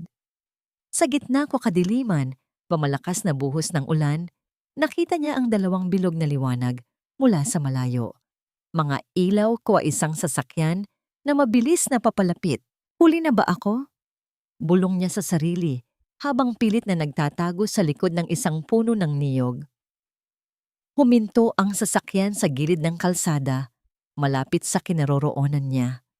Ang tunog ko ang makina ay tila isang ungol ko isang halimaw sa dilim. Bumukas ang pinto, isang anino ang bumaba, hawak ang isang itim na payong. Naramdaman ni Thea ang pagnanais na tumakbo, ngunit ang kanyang mga binti ay tila naging semento. Ang anino ay dahan-dahang lumapit. Sa liwanag ko kidlat na gumuhit sa langit, nakita niya ang pamilyar na mukha ni Attorney De Leon. Ang kanyang ulo ay may benda, ang kanyang braso ay nakasling, ngunit ang kanyang mga mata ay nananatiling matatag. Thea, iha, anya. Ang boses ay puno ng pag-aalala, relief. Napaupo si Thea sa putikan. Ang kanyang mga hikbi ay humalo sa tunog kwa ulan. Ang pader ng kanyang kabaliwan ay tuluyan ng gumuho, pinalitan ng isang matinding pagnanais na mabuhay. Attorney, si Lunas. Kailangan kong makuha si Lunas, hikbi niya. Inulapitan siya ng abogado, pabinalot ko isang makapal na kumot. Magtiwala ka sa akin, Mrs. Barameda. Nagsisimula pa lang tayong bawiin ang lahat. Sakay na. Oras na para magpakita ang totoong Thea Marasigan. Habang paalis ang sasakyan, tumingin si Thea sa madilim na gusali ko ospital na unti-unting naglalaho sa likuran. Sa kanyang isip, binitawan niya ang huling hibla kwa takot. Ang sining ng paghihiganti ay mas maselan kaysa sa sining ko restoration. Sa pagkakataong ito, sisiguraduhin niyang walang pirasong maiiwan. Paano nalaman ni attorney De Leon ang eksaktong oras ng pagtakas ni Thea? Meron pa bang ibang kaalyado sa loob ng ospital maliban kay Lola Isay? Habang mabilis na bumabagtas ang sasakyan sa highway, nakita ni De Leon sa rearview mirror ang tatlong itim na SUV na may malalakas na ilaw na mabilis na humahabol sa kanila. Thea, kumapit ka ng mahigpit. Mukhang hindi nila tayo hahayaang makaabot sa Maynila. Ang isang basag na florera ay hindi kailanman maibabalik sa dati. Ngunit ang mga piraso nito ay maaaring muling buuin upang maging isang matalas na sandata. Nakatayo si Thea sa harap ng isang malaking salamin sa loob ng isang ligtas na bahay sa labas ko, Maynila. Hindi na niya suot ang kupas ba maluwag na damit ng pasyente. Sa halip, ang kanyang katawan ay nababalot ng isang eleganteng itim na bestida, ang kanyang baluti, para sa darating na gabi. Pinagmamasdan niya ang kanyang refleksyon. Ang mga malalim na bilog sa ilalim ko kanyang mga mata ay wala na. Pinalitan ko isang matatag na tingin na tila nanggagaling sa kailaliman ng isang nag-aapoy na bulkan.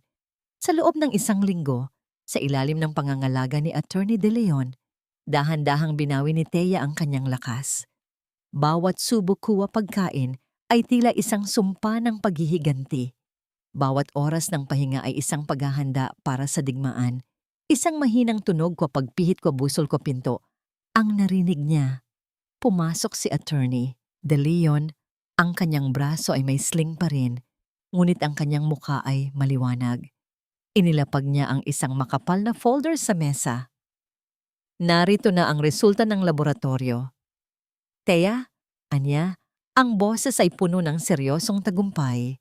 Ang vial na nakuha mo ay naglalaman ng isang ilegal na uri ko hallucinogen na matagal nang ipinagbabawal. Ito ang matibay na ebidensya na nilason ka ni Dr. Amara sa utos ng mga barameda. Mayroon na tayong sapat na dahilan upang ipasara ang pasilidad ba ipakulong ang lahat ko sangkot. Hinawakan ni Thea ang folder. Ang kanyang mga daliri ay nanginginig ng bahagya. Hindi dahil sa takot, kundi dahil sa labis na emosyon. Salamat, Attorney, ngunit hindi sapat ang pagpapakulong sa kanila. Kailangan nilang maranasan ang kahihiyang ibinigay nila sa akin sa harap kamundong kanilang pinaglalaruan. Isang golden moment ang naganap nang kinuha ni Thea ang kanyang lumang kit sa restoration na dala ni De Leon mula sa kanyang workshop. Dahan-dahan niyang kinuha ang maliit na selyong kahoy kwa kanyang ama. Gamit ang isang piraso ko tela, maingat niyang pinunasan ang bawat ukit nito hanggang sa kuminang muli ang kahoy. Ito ang simbolo ng kanyang pagkatao, ang sining ng pagbabalik sa ganda ng isang bagay na akala ng lahat ay wala ng halaga. Sa bawat hagod ko tela, tila binubura niya ang lahat ko hirap na dinanas niya sa loob ko ospital. Ang trust fund ni Lunas ay opisyal na ring na-activate. Dagdag ng abogado. Dahil sa mga illegal na transaksyon ni Caspian, ang 30% ng shares ng Barameda Corp na nakapangalan sa iyo ay kontrolado na ng ating kampo. Sa madaling salita, Thea, ikaw na ang may-ari ng kumpanyang pilit nilang ninanakaw sa iyo. Isang malamig na ngiti ang gumuhit sa mga labi ni Thea. Kinuha niya ang isang eleganteng imbitasyon mula sa ibabaw ng mesa. Ang imbitasyon para sa ika-50 anibersaryo ng Barameda Corporation na gaganapin ngayong gabi sa isang marangyang hotel sa Makati.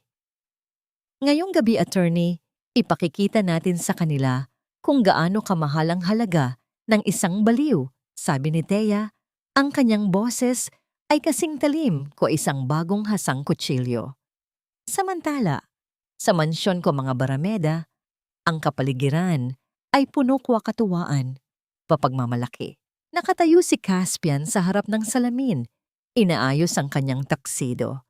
Sa tabi niya, si Dr. Amara ay suot ang isang mamahaling pulang bestida. Ang kanyang braso ay nakapulupot sa bewang ni Caspian. Perfect, bulong ni Amara habang tinitignan ang kanyang sarili sa salamin. Ngayong gabi, ang lahat ng mata ay nasa atin. Wala nang Thea na hahadlang sa tagumpay mo, Caspian. Sabi ng ospital, tuluyan na siyang nawala sa sarili mula nang ilipat siya sa isolation. Sagot ni Caspian, ang boses ay walang anumang pagsisisi. Hindi na siya makakatakas doon. At si Lunas, palalakihin natin siyang naniniwalang patay na ang kanyang ina. Pumasok si Doña Solen. Ang kanyang mukha ay puno. Kuwakayabangan. Huwag na nating pag-usapan ang basurang iyon. Ngayong gabi ay para sa ating pamilya. Ipakita natin sa lahat na ang Barameda ay hindi kailanman mabubuwag. Narinig nila ang tunog ng papalapit na sasakyan sa labas kwa mansyon. Ang mga bisita ay nagsisimula ng dumating para sa convoy patungo sa hotel. Hindi dumabandan mesam? Ang hangin ay tila huminto sa pag-ikot, isang katahimikang nagbababa dyan ng isang malakas na pagsabog. Balik sa ligtas na bahay, kinuha ni Thea ang isang itim na belo, dahan-dahang itinakip sa kanyang mukha. Tumingin siya sa huling pagkakataon sa larawan ni Lunas na nakadikit sa salamin. "Wait for me, baby. Mommy is coming home." Bulong niya. Mayroon bang lihim na plano si Doña Solen na hindi alam ni Caspian? Bakit may mga hindi kilalang tao na nakabantay sa paligid kwa hotel bago pa man dumating ang mga baramda? Habang papasok ang convoy ng mga barameda sa hotel, isang itim na sasakyan ang tahimik na nakaparada sa tapat sa main entrance. Habang bumababa si Caspian va Amara, sa ilalim ng mga flash kwa camera, isang babaeng nakaitim ang dahan-dahang lumabas mula sa kabilang panig kwa sasakyan. Ang kanyang presensya ay tila nagpalamig sa mainit na gabi ng selebrasyon. Ang ballroom ng Grand Manila Hotel ay nagniningning sa ilalim ng mga dambuhalang chandelier na gawa sa kristal. Ang hangin ay puno ng amoy ng mamahaling pabango, sariwang mga bulaklak ng lila, at ang mapanghe na amoy ng kapangyarihan. Ang tunog ng mga instrumentong de cuerdas ay lumilikha ng isang mapayapang himig, ngunit sa ilalim nito ay ang bulong ng mga tsismis at lihim ng matataas na lipunan. Nakatayo si Caspian Barameda sa gitna ng entablado. Hawak ang isang baso ng champagne. Sa tabi niya ay si Dr. Amara na mukhang isang reyna sa kanyang pulang bestida at si Doña Solen na nakangiti ng may pagmamalaki. Sa loob ng 50 taon, ang Barameda Corporation ay naging simbolo ng katatagan. Anunsyo ni Caspian, ang boses ay puno ng pekeng kababaang loob. At sa kabila ng mga pagsubok sa pamilya, sa kabila ng pagkawala ng katinuan ng aking asawa, nanatili kaming nakatayo. Isang mahinang palakpakan ang narinig mula sa mga panauhin. Ngunit ang palakpakang iyon ay biglang naputol nang ang malalaking pintuan ng ballroom ay bumukas ng marahas. Ang tunog ng mabibigat na kahoy na tumama sa pader ay umalingaw-ngaw sa buong silid, na tila isang kulog sa gitna ng tag-init. Lahat ng mata ay bumaling sa pintuan. Isang babaeng nakasuot ng eleganteng itim na bestida ang dahan-dahang pumasok. Ang kanyang mukha ay natatakpan ng isang manipis na itim na belo, ngunit ang kanyang tindig ay kasing tatag ng isang reynang babawi sa kanyang trono. Ang tunog ng kanyang mga takong sa marmol na sahig ay tila isang orasan na nagbibilang ng huling sandali ng mga barameda. "Sino siya?" bulong ng mga tao. Huminto ang babae sa gitna ng ballroom. Dahan-dahan niyang inalis ang belo. Ang mga flash ng kamera ay nagsimulang sumabog na parang mga munting kidlat. Nagbibigay liwanag sa mukha ni Thea Marasigan. "Titeya?" Nauutal na sambit ni Caspian. Ang baso ng champagne sa kanyang kamay ay dahan-dahang nadulas at bumagsak sa sahig. Ang tunog ng pagbasag ng kristal ay tila hudyat ng pagsisimula ng gulo. "Diyos ko, ang baliw na asawa." Tili ni Doña Solen, ang kanyang mukha ay biglang naging kasing puti ng papel. "Security! Kunin ang babaeng iyan." Itapon siya pabalik sa ospital. Ngunit bago pa makagalaw ang mga gwardya, pumasok si Attorney De Leon sa entablado. May dalang isang itim na briefcase. Walang gagalaw. Sigaw ng abogado. Ang boses ay may awtoridad na hindi matatanggihan. "Nandito kami bilang mga stockholder at bilang mga biktima ng isang malaking krimen." Biglang nagbago ang malaking screen sa likuran ni Caspian. Sa halip na ang kasaysayan ng kumpanya, lumabas ang isang video. Malabo ang kuha. Ngunit malinaw ang boses. Boses ni Dr. Amara. Yes, Caspian. Ang dosage ay sapat na para magkaroon siya ng mga halusinasyon. 1 buwan pa at wala na siyang maalala sa sarili niyang pangalan. Ang trust fund ay magiging sa atin na. Ang buong ballroom ay nabalot ng isang nakabibinging katahimikan. Ang bawat salitang lumalabas sa screen ay parang mga punyal na tumatama sa reputasyon ng mga barameda. Nakita ng lahat ang mukha ni Amara na namumutla at ang panginginig ng mga kamay ni Caspian. Hindi totoo yan. Pineke ang video na yan. Sigaw ni Amara. Ang kanyang boses ay naging matinis sa takot. Ang katotohanan ay hindi kailanman mapipeke, Doktora. Amara, malamig na sabi ni Thea habang dahan-dahang lumalapit sa entablado. Ang kanyang mga mata ay nakapako kay Caspian. Akala niyo ba ay ganoon kadaling wasakin ang isip ng isang artesano? Ang aking trabaho ay ang mag-restore ng mga wasak na bagay at ngayong gabi, ni-restore ko ang aking sarili. Thea, mahal, makinig ka. Naguguluhan ka lang. Pagsusumamo ni Caspian, sinusubukang gamitin muli ang kanyang gaslighting na taktika. Huwag mo akong tawaging mahal, putol ni Thea. Ang boses ay kasing talim ng pait. Ang lalaking minahal ko ay namatay na sa sandaling pilit mo akong iginapos sa kama ng mental hospital habang ang kamay mo ay nasa bewang ng babaeng ito. Lumapit si attorney De Leon sa gitna. Ayon sa batas ng trust fund na itinatag ng ama ni Ginang, Thea Marasigan, sa oras na mapatunayan ang pandaraya at ang tangkang pagpatay sa kanyang tagapagmana, ang lahat ng kontrol sa Barameda Corporation ay agad na mapupunta sa biktima. Bilang kinatawan ng Lunas Marasigan Trust, idinedeklara ko na si Ginang Thea Marasigan ang may hawak ng 30% ng shares at dahil sa mga utang ng kumpanya na pinirmahan ni Caspian, ang natitirang mga ari-arian ay kinumpiska na ng bangko sa ilalim ng pangalan ni Thea. Ano? Sigaw ni Doña Solen. Hindi niyo pwedeng gawin ito. Amin ang kumpanyang ito. Wala na kayong kumpanya, Doña Solen. Sabi ni Thea, ang kanyang boses ay puno ng kalmado, ngunit nakakatakot na awtoridad. Ang tanging pag-aari nyo na lang ngayon ay ang mga krimeng ginawa nyo. Pumasok kayo. Mula sa gilid, pumasok ang isang grupo ng mga pulis. Ang tunog ng mga posas na nagkakalaslas ay tila musika sa pandinig ni Thea. Caspian Barameda, Doktor. Amara at Doña Solen Barameda, inaaresto kayo sa kasong attempted murder, illegal detention, falsification of documents at financial fraud. Anunsyo ng opisyal. Ang kaguluhan ay sumiklab. Ang mga panauhin ay nagmamadaling kumuha ng litrato habang ang mga Barameda ay hinihila palabas ng ballroom. Si Doña Solen ay naglulupasay sa sahig, umiiyak at nagmamakaawa. Ang kanyang alahas ay nagkakalat sa marmol. Si Amara naman ay pilit na itinatago ang kanyang mukha, habang si Caspian ay nakatitig lang kay Thea.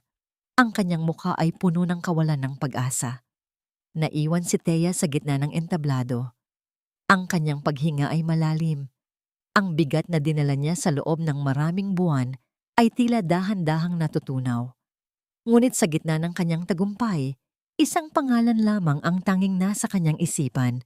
Lunas. Bulong niya. Lumingon siya kay Attorney De Leon. Ang kanyang mga mata ay puno ng panibagong takot. Nasaan ang anak ko? Nasaan si Lunas? Bakit wala si Lunas sa party? Mayroon bang huling lihim na itinatago si Caspian na magpapahirap pa rin kay Thea? Isang tauhan ni Attorney De Leon ang nagmamadaling lumapit at bumulong sa kanya. Namutla ang abogado. Thea! Wala si Lunas sa mansyon. Itinago siya ni Doña Solen bago pa magsimula ang party sa isang lugar na hindi alam ng sinuman. Ang tagumpay ni Thea ay biglang nabalot ng isang nakakatakot na katahimikan. Nasaan ang anak ko? Solen, Nasaan si Lunas? Ang sigaw ni Thea ay bumasag sa huling pira-pirasong karangyaan ng ballroom. Ang kanyang tinig, na dati ay mahinhin at puno ng pagtitimpi, ay naging isang marahas na hiling ng isang inang handang sunugin ang buong mundo, mahanap lamang ang kanyang anak. Nakaluhod si Doña Solen sa sahig, habang pilit na pinoposasan ng mga pulis. Ang kanyang mamahaling peluka ay bahagyang natanggal, at ang kanyang mga mata ay nanlilisik sa galit. Humalakhak siya, isang tunog na kasing talim ng basag na bote. Nakuha mo na ang kumpanya, Thea. Nakuha mo na ang yaman. Pero hinding-hindi mo na makikita ang anak mo. Uyam ni Solen, ang kanyang boses ay puno ng lason. Doon ko siya itinapon, sa lugar na nararapat sa inyo, sa basurang pinanggalingan mo. Naramdaman ni Thea ang isang matinding kaba na tila humihinto sa daloy ng kanyang dugo. Sa basurang pinanggalingan mo, ang lumang workshop ng kanyang ama.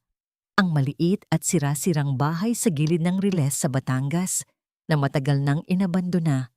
Isang lugar na kinasusuklaman ni Solen dahil doon daw nagsimula ang maruming dugo ng mga marasigan. Attorney De Leon, kailangan nating pumunta roon. Ngayon din, sigaw ni Thea habang nagmamadaling tumakbo palabas ng hotel. Hindi na alintana ang kanyang mahabang bestida na sumasayad sa sahig. Sa loob ng sasakyan, ang bawat segundong lumilipas ay tila isang taon. Ang ulan ay dahan-dahang humuhupa, pinalitan ng isang makapal na hamog na bumabalot sa kalsada. Tahimik si Thea, ang kanyang mga daliri ay mahigpit na nakakapit sa maliit na silyong kahoy ng kanyang ama. Ipinikit niya ang kanyang mga mata at nanalangin, isang dalangin na hindi para sa katarungan, kundi para sa kaligtasan ng kanyang anghel.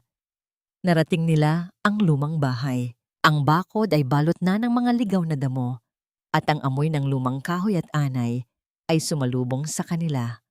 Ang pinto ng workshop ay nakakandado mula sa labas. Gamit ang isang malaking bato, buong lakas na hinampas ni Attorney De Leon ang kandado hanggang sa masira ito. Ang tunog ng nabasag na bakal ay umalingaw-ngaw sa katahimikan ng gabi. Lunas, anak, nariyan ka ba? Sigaw ni Thea habang papasok sa madilim na silid. Sa isang sulok, sa ilalim ng isang lumang workbench na puno ng alikabok, nakita niya ang isang maliit na anino. Nakabaluktot ang bata, yakap-yakap ang kanyang mga tuhod at nanginginig sa takot. Mami? Isang mahina at basag na tinig mula sa bata. Lunas! Diyos ko, anak! Mabilis na lumapit si Thea at niyakap ng napakahigpit ang kanyang anak. Ang init ng katawan ni Lunas ang naging huling piraso ng kanyang pagkatao na muling nabuo. Mommy's here. Hindi na tayo muling maghihiwalay. Pangako. Isang golden moment ang naganap ng kinuha ni Lunas mula sa kanyang bulsa, ang maliit na ibong gawa sa sabon. Ang ibong ipinadala ni Thea sa pamamagitan ni Lola Isay. Sabi ni Lola, ang ibon daw na ito ang magtuturo sa akin ng daan pauwi sa'yo, Mommy. Napahagulgol si Thea habang hinahalikan ng noo ng kanyang anak. Ang sining ng kanyang paghihiganti ay natapos na, pinalitan ng sining ng muling pagbuo ng kanilang pamilya. Makalipas ang isang buwan, ang balita tungkol sa pagbagsak ng mga Barameda ay naging pambansang usapan. Si Caspian ay nasentensyahan ng habambuhay na pagkabilanggo. Sa loob ng malamig na rehas, ang tanging natira sa kanya ay ang alaala ng asawang kailanman ay hindi niya pinahalagahan. Si Dr. Amara ay binawian ng lisensya at nahaharap sa maraming kaso ng maling panggagamot. Si Doña Solen naman ay dinala sa mismong pasilidad kung saan niya ipinapiit si Thea. Sa isang kakatwang biro ng tadhana, ang babaeng mapagmataas ay tuluyan nang nawala sa sarili. Madalas siyang makitang nakikipag-usap sa hangin, humihingi ng tawad sa isang anak na hindi na siya kailanman bibisitahin.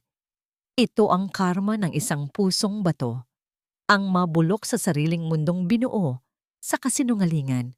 Sa dalampasigan ng Batangas, kung saan ang araw ay dahan-dahang sumisikat, at nagbibigay ng kulay ginto sa karagatan, nakatayo si Thea kasama si Lunas at si Lola Isay. Binenta na ni Thea ang karamihan sa shares ng Barameda Corp at ginamit ang pera upang itayo ang Lunas Foundation, isang kanlungan para sa mga kababaihang biktima ng pang-aabuso at manipulasyon.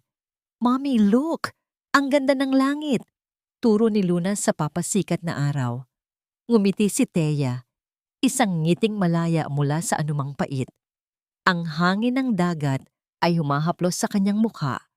Tila binubura ang huling bahid ng amoy ng disinfektante ng ospital. Hindi na siya ang mahiyaing Thea na natatakot sa sariling anino. Siya na si Thea Marasigan, isang inang nagapi ang kadiliman, isang artesano na matagumpay na na-restore ang sariling kaluluwa. Tumingin siya sa malayo, kung saan ang langit at dagat ay nagtatagpo. Ang bawat lamat sa kanyang nakaraan ay hindi na mitya ng sakit, kundi mga pilat ng karangalan. Ang araw ay tuluyan ng sumikat, at sa pagkakataong ito, wala ng ulap na makakahadlang sa liwanag ng kanyang bagong simula. Ang lahat ay maayos na. Ang lahat ay tahimik na. Sinasabi nila na ang isang bagay na nabasag ay wala ng halaga. Ngunit sa sining ng kintsugi, ang mga lamat ay hindi itinago, kundi pinuna ng ginto upang ipakita na ang isang sugatang kasaysayan ay mas maganda kaysa sa isang perpektong simula. Isang taon ang mabilis na lumipas mula nang gumuho ang imperyo ng mga Barameda. Nakatayo si Thea sa balkonahe ng Lunas Foundation, isang malawak at maaliwalas na gusali sa tabi ng dagat sa Batangas. Ang hangin ay amoy asin at sariwang bulaklak ng sampagita, isang halimuyak na nagpapaalala sa kanya na ang kalayaan ay hindi lamang isang panaginip, kundi isang katotohanang binuo niya mula sa sariling mga kamay. Sa loob ng gusali, naririnig ang mahinang tunog ng mga tawanan at ang kalansing ng mga kubyertos mula sa kusina. Ang mga babaeng narito, mga inang tulad niya na minsan nang pinaniwalang sila ay walang halaga, ay dahan-dahang muling natututong tumayo. Isang golden moment ang naganap nang lumapit si Lola Isay sa kanya. May dalang isang baso ng sariwang buko juice. Ang matanda ay hindi na suot ang kupas na uniforme ng labandera.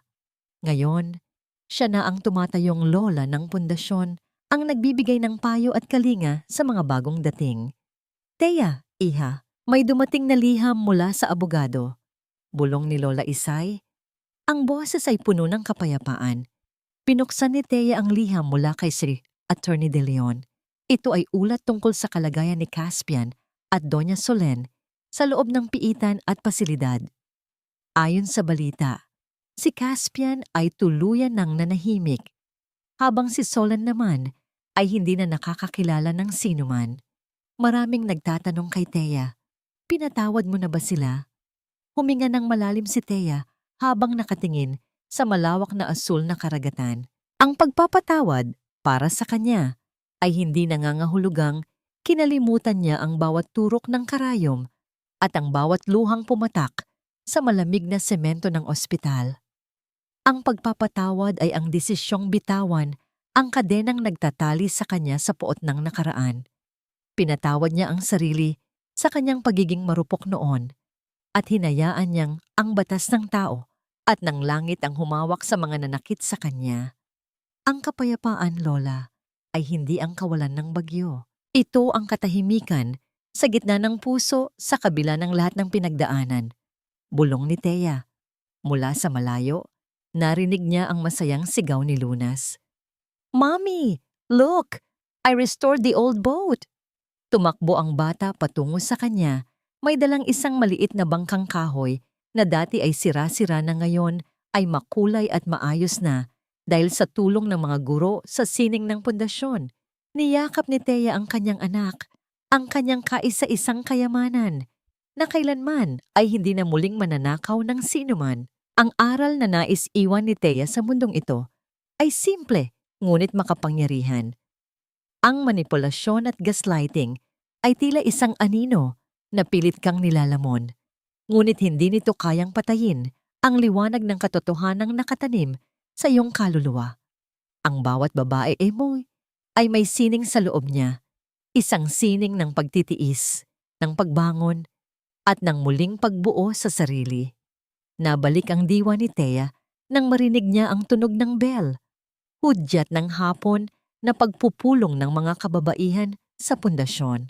Ito ang simula ng isa pang gabi ng paghihilom. Tumingin siya sa huling pagkakataon sa papasikat na buwan sa kalangitan. Ang mga lamat sa kanyang buhay ay nandoon pa rin, ngunit ang mga ito ay puno na ng ginto. Siya si Thea Marasigan, ang artesano ng sariling tadhana, ang inang nagwagi sa dilim, at ang babaeng napatunayan na ang pinakamagandang sining ay ang buhay na muling binuo mula sa abo ng pagtataksil. "Handa na ako, anak," sabi niya kay Lunas habang hawak ang maliit na kamay nito. Tayo na sa loob. May mga bago tayong kaibigang kailangang tulungang mahanap ang kanilang sariling liwanag. Habang dahan-dahan silang naglalakad pabalik sa loob ng maliwanag na gusali, ang tunog ng mga alon sa dalampasigan ay tila isang mahinang palakpakan mula sa kalikasan. Ang lahat ay nasa tamang lugar na. Ang pundasyon ay matatag na. Ang kwento ng paghihiganti ay natapos na sa isang awit ng pag-asa. Ang bawat paghampas ng alon sa dalampasigan ay paalala na sa kabila ng lahat ng sakit, ang buhay ay patuloy na dumadaloy at ang bawat lamat na napuno ng ginto ay nagiging bahagi ng isang mas matatag na pundasyon para sa hinaharap. Mga mahal kong tagapakinig, narating na natin ang huling pahina ng kwento ni Thea. Mula sa kaibuturan ng aking puso, nais kong magpasalamat sa inyong pagtitiyaga at pakikiramay sa bawat kabanata ng kanyang paglalakbay. Hindi naging madali ang paghabi sa mundong ito. Sa totoo lang, habang isinusulat ko ang mga eksena sa loob ng madilim na silid ng ospital at ang bawat hikbi ni Thea nang ilayo sa kanya ang kanyang anak, tila ba nadurog din ang sarili kong puso. Ramdam ko ang bigat ng bawat salita dahil ang kwentong ito ay hindi lamang basta katang-isip. Ito ay hango sa mga totoong damdamin at karanasan ng mga kababaihang nakatagpo ko sa aking buhay. Mga babaeng dumaan sa apoy ng pagtataksil, ngunit mas piniling maging brilyante kaysa maging abo. Ang kwento ni Thea ay isang paalala na ang katarungan ay hindi laging dumarating sa paraang inaasahan natin. Ngunit ang tunay na kapayapaan ay laging nagsisimula sa loob ng ating sarili.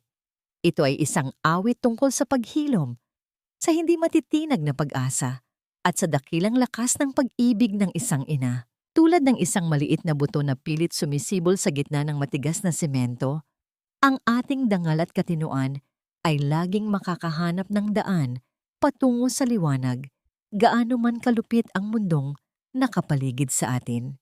Bago tayo tuluyang magpaalam sa mga tauhang minahal at kinamuhian natin, nais kong mag-iwan ng isang tanong sa inyong mga puso.